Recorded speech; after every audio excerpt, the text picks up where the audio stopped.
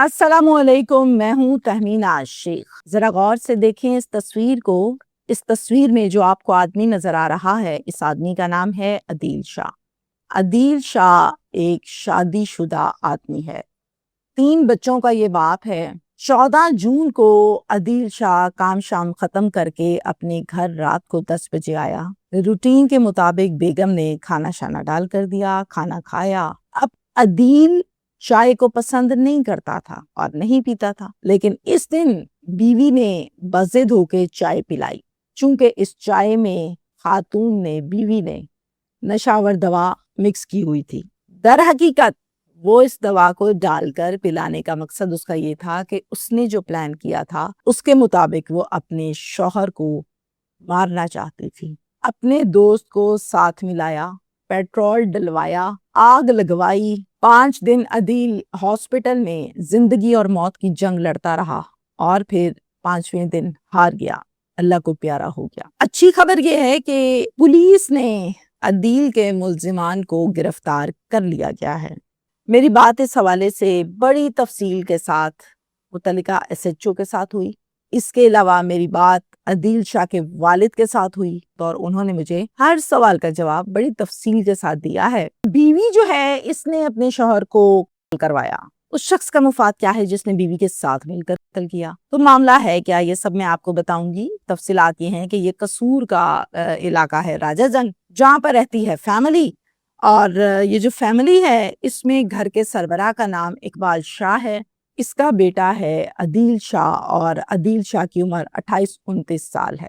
7 سال پہلے 2019 میں عدیل کے والد نے عدیل کی شادی کر دی اپنے ہی رشتہ داروں میں ایک انم نام کی لڑکی کے ساتھ۔ اس ٹائم اس کے ایک بیٹی اور 2 بیٹے ہیں، یعنی یہ 3 بچوں کے ماں باپ ہیں، انم اور عدیل۔ عدیل محنت مزدوری کرتا تھا، دہاڑی کرتا تھا، جب مل جاتی تھی تو کر لیتا تھا، جب نہیں ملتی تھی تو پریشان رہتا اور گھر پر فارغ بیٹھا رہتا۔ اب دہاڑی سے آج کے مہنگائی کے دور میں گزارا کرنا مشکل نہیں، ناممکن ہو گیا ہے، تو مالی اخراجات، حالات بہت پتلے تھے۔ دہاڑی ملے نہ ملے، بیوی نے تو یہ کہنا ہوتا ہے کہ خرچہ دو، تو بیوی نے پیسے مانگے بچوں کے لیے۔ اب اس کے پاس پیسے نہیں تھے تو یہ کہاں سے پیسے دے؟ اس بات پر اکثر اوقات ان کا جھگڑا ہوتا تھا، انبن ہوتی تھی۔ ایک دن سسر نے کہا، یعنی عدیل کے والد نے کہا، کیا تم لوگ ہر ٹائم آپس میں لڑتے رہتے ہو؟ مسئلے کا حل نکالا کرو، لڑا نہیں کرو۔ بہو کو یہ سمجھایا کہ یہاں پر لڑنے سے بہتر ہے کہ اپنے شوہر کا بازو بنو۔ پاس ایک فیکٹری ہے، میں بات کرتا ہوں، کچھ جاننے والے ہیں اس میں، عورتیں بھی بہت آتی ہیں، وہاں کام پر لگ جاؤ تو پیسے 4 آئیں گے، تو تم بھی ایزی رہو گی، تمہارا میاں بھی ایزی رہے گا اور بچے بھی ٹھیک سے پل جائیں گے۔ کہتی بالکل آپ پتہ کروا دیں، میں لگنا چاہتی ہوں۔ خوش قسمتی کہ انہوں نے اسے رکھ لیا اور جاب فائنل ہو گئی۔ اب جب پہلے مہینے کی تنخواہ آئی تو حالات گھر کے بہتر ہونے لگے، بچوں کا کھانا پینا، چیزیں، معاملات 1 by 1 ڈے بائی ڈے بہتر ہونے لگی۔ اس فیکٹری میں ایک اور لڑکا جس کا نام آصف ہے وہ بھی کام کرتا تھا۔ آصف بائی نیچر ایک ہنٹر تھا، شکاری تھا، عورتوں کا شکاری، لڑکیوں کا شکاری۔ آصف جو ہے وہ ہر ٹائم یہی سوچتا تھا کیسے کس کو پھنسانا ہے، کس کو کیا کرنا ہے، کس کے لیے کیا پیٹرن استعمال کرنا ہے کہ مجھے کامیابی حاصل ہو۔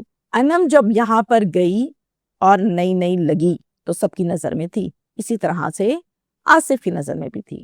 آصف نے دیکھا کہ بڑی پیاری ہے، کام سے کام رکھتی ہے، نارملی سلام دعا اور بات چیت کی اور اندر سے نظر پوری رکھی۔ انم کو امپریس کرنے کے لیے ہر بناوٹی حرکت کی، ہر وہ حرکت کی کہ جس سے یہ ثابت ہو سکے کہ بہت ہی اچھا انسان۔ فار ایگزامپل، بریک کے ٹائم پیزا، بوتل، چیزیں منگوا دینی، چھٹی کے ٹائم کوئی چیز یا سامان ہے ہاتھ میں تو آفس بوائے کو فون کر کے کہنا جاؤ چھوڑ کے آؤ۔ اکثر اوقات کپڑے بھی گفٹ کے طور پر دے دیتا تھا۔ اب جناب لڑکی ہو گئی فل ٹائم امپریس، چونکہ وہ بیچاری غربت کی ماری ہوئی تھی۔ اب عدیل نے کہاں سے کپڑے لے کر دینے تھے، عدیل نے کہاں سے پیزے برگر کھلانے تھے، عدیل نے کہاں سے ملازم کو کہنا تھا کہ چل بھائی چھوڑ کے آ، یہ سب تو یہ کر رہا تھا، تو یہ اچھا بھی لگ رہا تھا۔ اور انم جو ہے وہ غربت سے نکل کے آئی تھی تو انم امپریس ہو گئی۔ اصل میں آصف جو جال بچھا رہا تھا کافی عرصے سے، انم اس جال میں پوری طرح سے پھنس چکی تھی۔ اور پھر توبہ استغفار، مجھے کہنا تو نہیں چاہیے لیکن حقیقت یہ ہے کہ انم اس کے ساتھ سیٹ ہو گئی، افیئر چل پڑا، اور پھر ان کا افیئر ٹھیک ٹھاک قسم کا چل پڑا، سیریس ہو گئے، یہاں تک کہ دونوں ہی ایک دوسرے کو پسند کرنے لگے۔ انم کو چھوڑنے کے لیے عدیل جب بھی آتا یا لینے کے لیے آتا تو انم نے کیا کیا، انم نے اسے اپنے شوہر سے ملوایا، یعنی آصف کو۔ اب آپس میں بات چیت کروائی، بیٹھے اٹھے، چائے شائے پی اور ایک دوسرے سے نمبرز ایکسچینج ہو گئے، راستے تمام کے تمام ہموار کر لیے۔ انم نے وہ تمام راستے جو انم تک پہنچ سکتے تھے تاکہ آسانی رہے ملاقاتوں میں۔ عدیل ایک جوائنٹ فیملی سسٹم میں رہتا تھا، ساتھ میں بھائی بھی اور تھے، بھابیاں تھی، بچے بھی تھے۔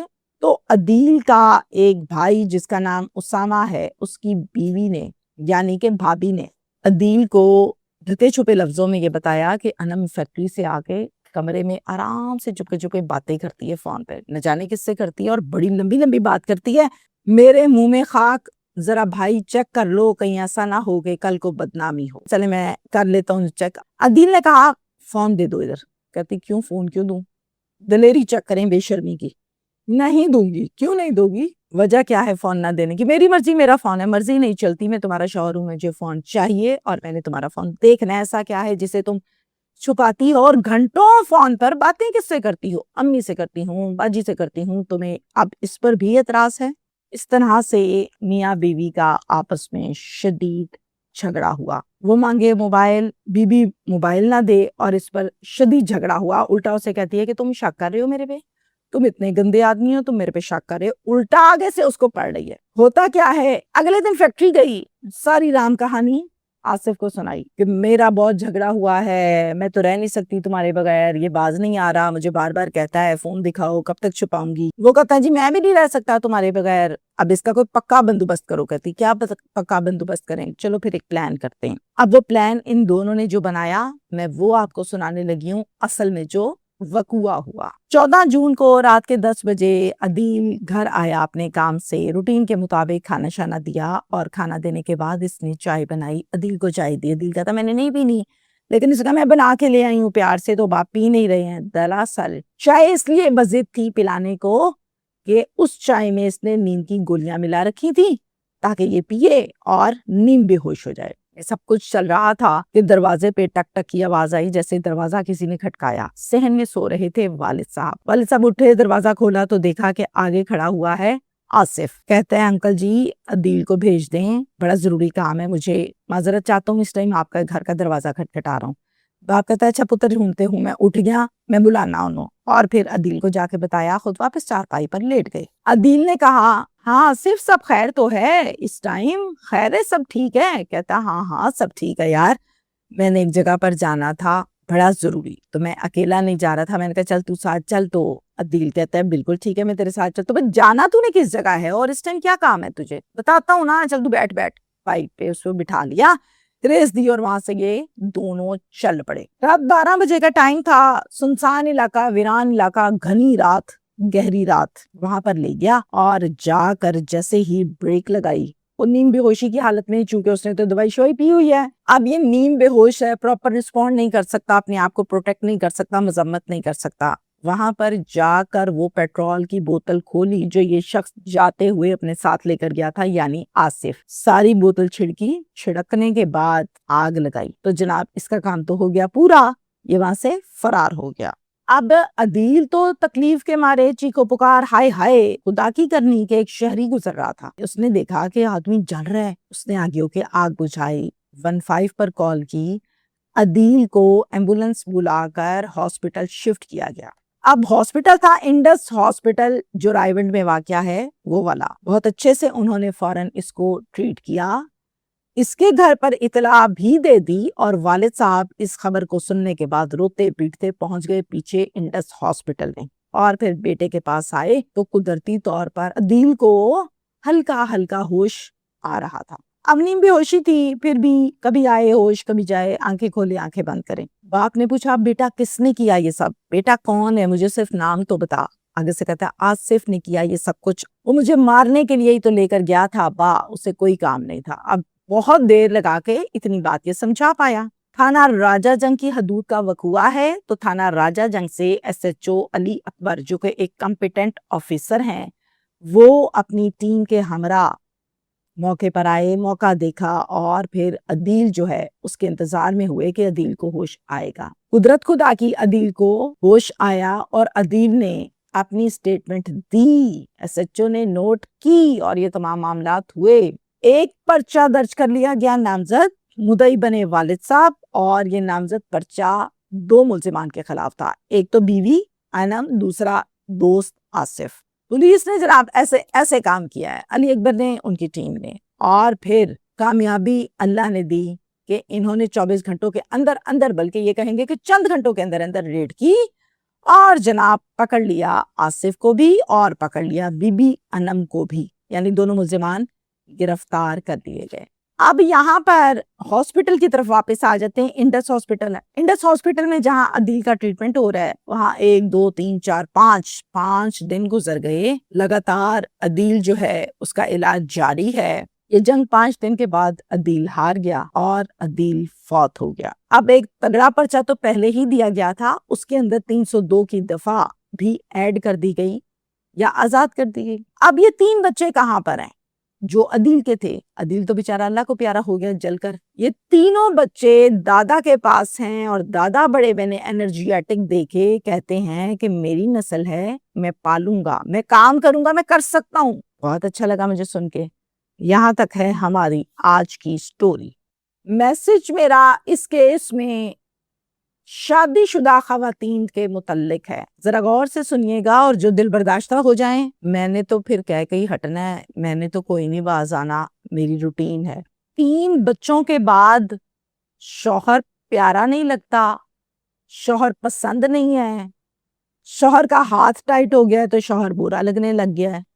ایسی عورت کہلانے کے لائق ہی نہیں ہوتی۔ پہلے تو بہت اچھا لگتا تھا، پھر دوسرا بچہ ہوا پھر بھی بہت اچھا لگتا تھا، تیسرا ہو گیا پھر بھی اچھا لگ رہا ہے۔